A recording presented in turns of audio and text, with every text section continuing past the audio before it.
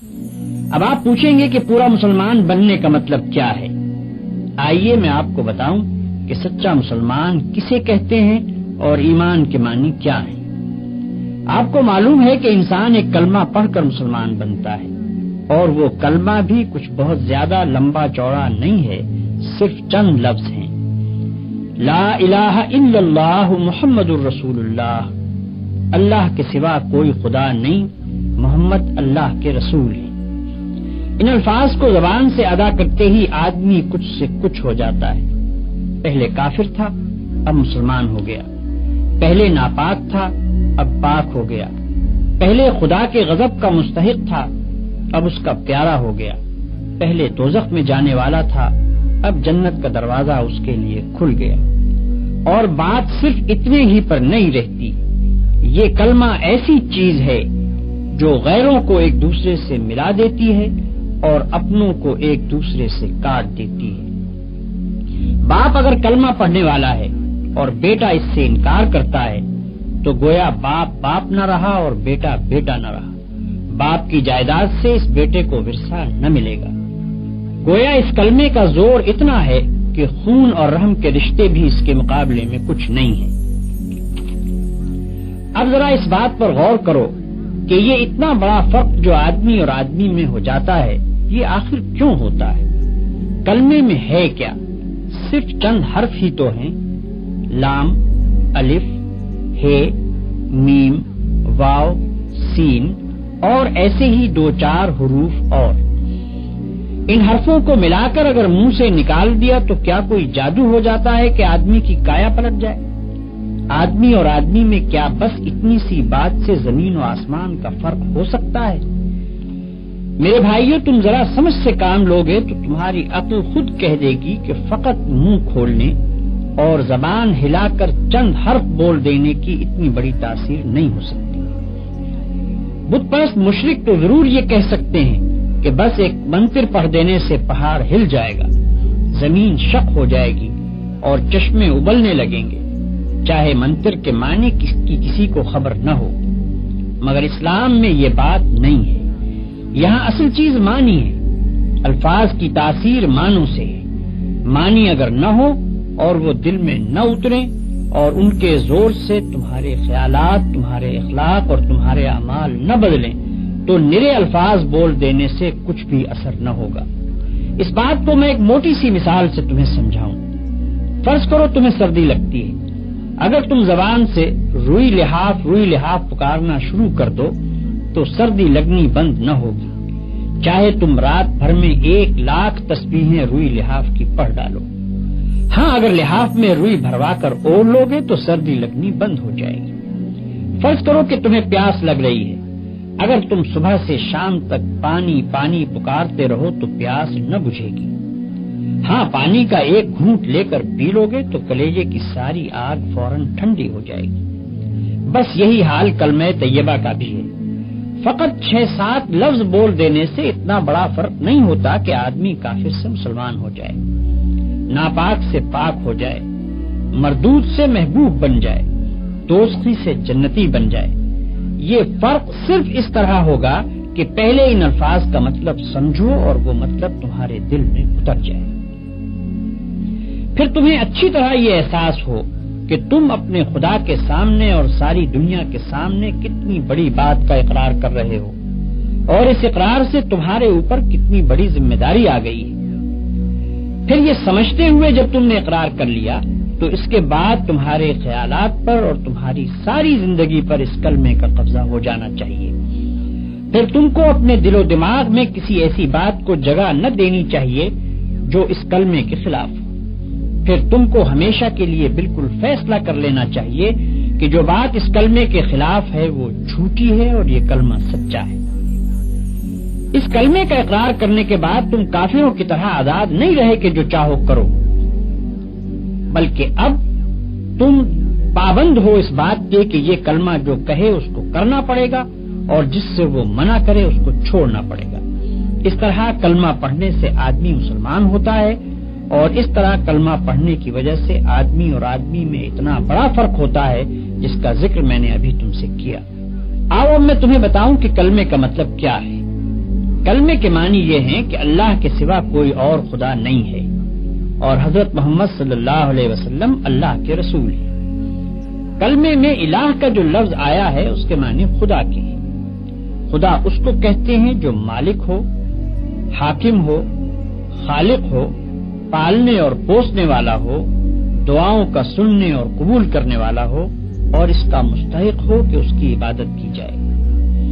اب جو تم نے لا الہ الا اللہ کہا تو اس کے معنی یہ ہوئے کہ اول تو تم نے یہ اقرار کیا کہ یہ دنیا نہ تو بے خدا کے بنی ہے اور نہ ایسا ہی ہے کہ اس کے بہت سے خدا ہوں، بلکہ دراصل اس کا خدا ہے اور وہ خدا ایک ہی ہے اور اس ایک ذات کے سوا خدائی کسی کی نہیں ہے۔ دوسری بات جس کا تم نے کلمہ پڑھتے ہی اقرار کیا وہ یہ ہے کہ وہی ایک خدا تمہارے اور سارے جہان کا مالک ہے۔ تم اور تمہاری ہر چیز اور دنیا کی ہر شے اس کی ہے۔ خالق وہ ہے، رازق وہ ہے، موت اور زندگی اس کی طرف سے ہے، مصیبت اور راحت بھی اسی کی طرف سے ہے۔ جو کچھ کسی کو ملتا ہے اس کو دینے والا حقیقت میں وہ ہے اور جو کچھ کسی سے چھینا جاتا ہے اس کا چھیننے والا بھی حقیقت میں وہی ہے۔ ڈرنا چاہیے تو اس سے، مانگنا چاہیے تو اس سے، سر جھکانا چاہیے تو اس کے سامنے، عبادت اور بندگی کی جائے تو اس کی، اس کے سوا ہم کسی کے غلام اور بندے نہیں اور اس کے سوا کوئی ہمارا آقا اور حاکم نہیں۔ ہمارا اصلی فرض یہ ہے کہ اسی کا حکم مانیں اور اسی کے قانون کی پیروی کریں۔ یہ عہد و پیمان ہے جو لا الہ الا اللہ پڑھتے ہی تم اپنے خدا سے کرتے ہو اور ساری دنیا کو گواہ بنا کر کرتے ہو۔ اس کی خلاف ورزی کرو گے تو تمہاری زبان، تمہارے ہاتھ پاؤں، تمہارا رونگٹا رونگٹا اور زمین اور آسمان کا ایک ایک ذرہ جس کے سامنے تم نے جھوٹا اقرار کیا تمہارے خلاف خدا کی عدالت میں گواہی دے گا اور تم ایسی بے بسی کے عالم میں وہاں کھڑے ہوگے کہ ایک بھی گواہ تم کو صفائی پیش کرنے کے لیے نہ ملے گا۔ دنیا کی پولیس سے تم اپنا جرم چھپا سکتے ہو، خدا کی پولیس سے نہیں چھپا سکتے۔ دنیا کی پولیس رشوت کھا سکتی ہے، خدا کی پولیس رشوت کھانے والی نہیں۔ دنیا کے گواہ جھوٹ بول سکتے ہیں، خدا کے گواہ بالکل سچے ہیں۔ دنیا کے حاکم بے انصافی کر سکتے ہیں، خدا ایسا حاکم نہیں جو بے انصافی کرے۔ پھر خدا جس جیل میں ڈالے گا اس سے بچ کر بھاگنے کی بھی کوئی صورت نہیں ہے۔ خدا کے ساتھ جھوٹا اقرار نامہ کرنا بہت بڑی بے وقوفی بلکہ سب سے بڑی بے وقوفی ہے۔ جب اقرار کرتے ہو تو خوب سوچ سمجھ کر کرو اور اس کو پورا کرو، ورنہ تم پر کوئی زبردستی نہیں ہے کہ خواہ مخواہ زبانی ہی اقرار کر لو، کیونکہ خالی خولی زبانی اقرار محض بیکار ہے۔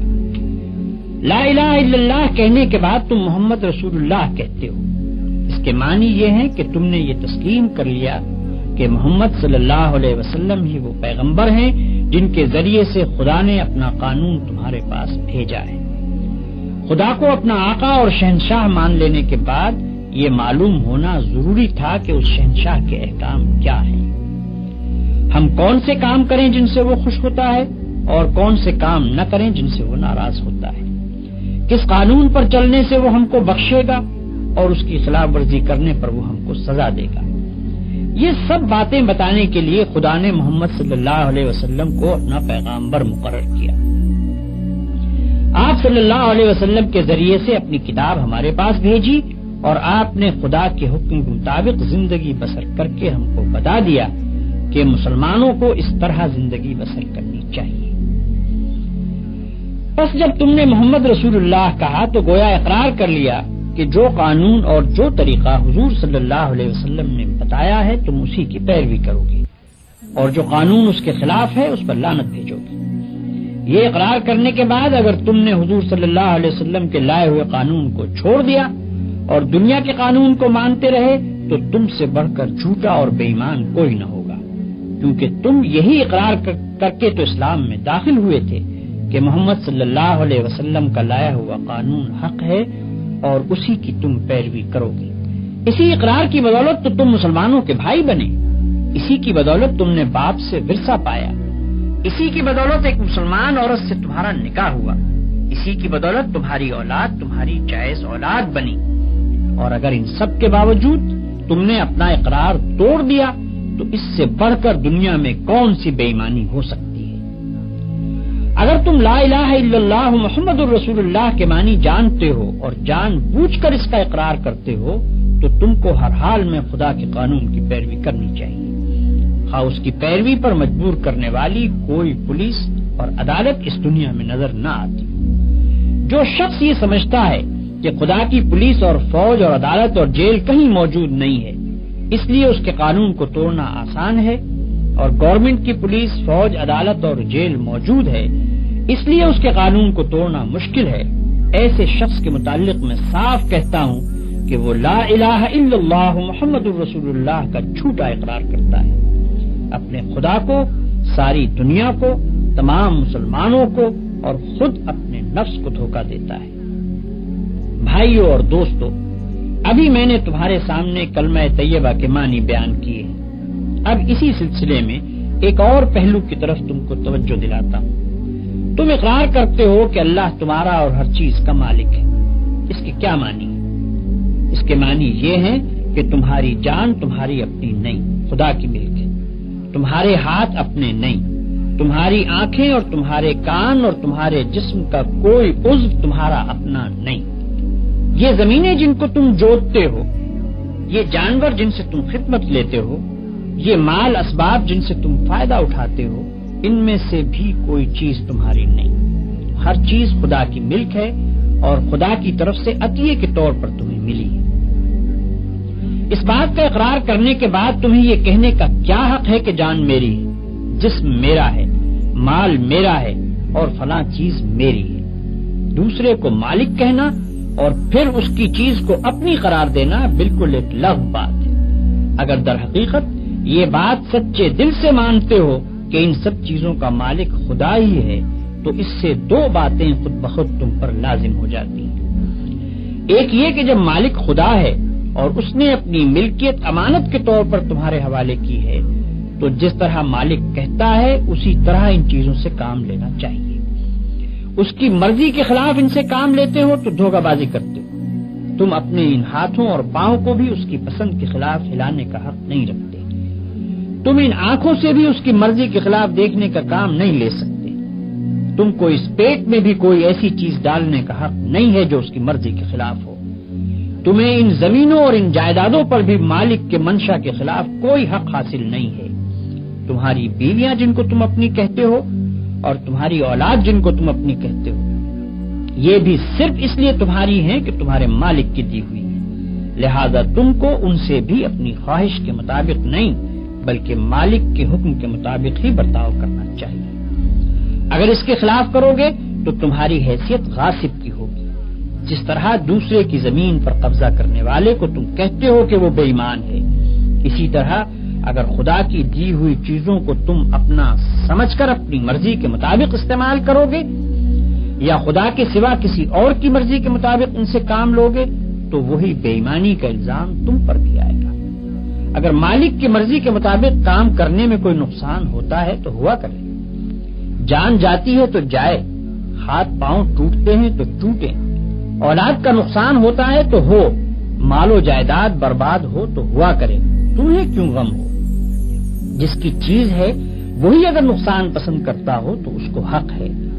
ہاں، اگر مالک کی مرضی کے خلاف تم کام کرو اور اس میں کسی چیز کا نقصان ہو تو بلا شبہ تم مجرم ہوگے، کیونکہ دوسرے کے مال کو تم نے خراب کیا۔ تم خود اپنی جان کے مختار نہیں ہو، مالک کی مرضی کے مطابق جان دو گے تو مالک کا حق ادا کر دو گے، اس کے خلاف کام کرنے میں جان دو گے تو یہ بے ایمانی ہوگی۔ دوسری بات یہ ہے کہ مالک نے جو چیز تمہیں دی ہے اس کو اگر تم مالک ہی کے کام میں صرف کرتے ہو تو کسی پر احسان نہیں کرتے، نہ مالک پر احسان ہے نہ کسی اور پر۔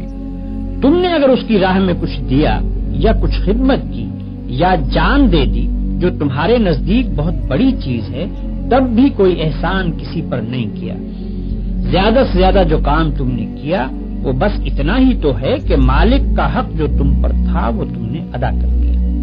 یہ کون سی ایسی بات ہے جس پر کوئی پھولے اور فخر کرے اور یہ چاہے کہ اس کی تعریفیں کی جائیں اور یہ سمجھے کہ اس نے کوئی بہت بڑا کام کیا ہے جس پر اس کی بڑائی تسلیم کی جائے؟ یاد رکھو کہ سچا مسلمان مالک کی راہ میں کچھ خرچ کرنے یا کچھ خدمت کرنے کے بعد پھولتا نہیں ہے، بلکہ خاکساری اختیار کرتا ہے۔ فخر کرنا کار خیر کو برباد کر دیتا ہے۔ تعریف کی خواہش جس نے کی اور اس کی خاطر کوئی کار خیر کیا، وہ خدا کے ہاں کسی اجر کا مستحق نہ رہا، کیونکہ اس نے تو اپنے کام کا معاوضہ دنیا ہی میں مانگا اور یہیں اس کو مل بھی گیا۔ بھائیو، اپنے مالک کا احسان دیکھو کہ اپنی چیز تم سے لیتا ہے اور پھر کہتا ہے کہ یہ چیز میں نے تم سے خریدی ہے اور اس کا معاوضہ میں تمہیں دوں گا۔ اللہ اکبر! اس شان جود و کرم کا بھی کوئی ٹھکانہ ہے؟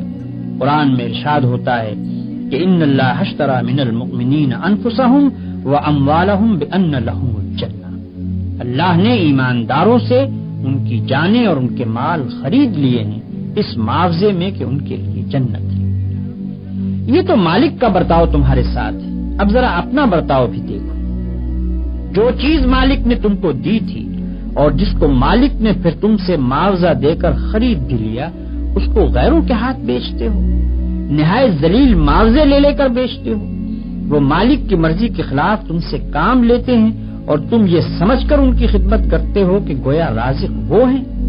تم اپنے دماغ بیچتے ہو، اپنے ہاتھ پاؤں بیچتے ہو، اپنے جسم کی طاقتیں بیچتے ہو اور وہ سب کچھ بیچتے ہو جس کو خدا کے باغی خریدنا چاہتے ہیں۔ اس سے بڑھ کر بد اخلاقی اور کیا ہو سکتی ہے؟ بیچی ہوئی چیز کو بیچنا قانونی اور اخلاقی جرم ہے۔ دنیا میں اس پر دغابازی اور فریب دہی کا مقدمہ چلایا جاتا ہے۔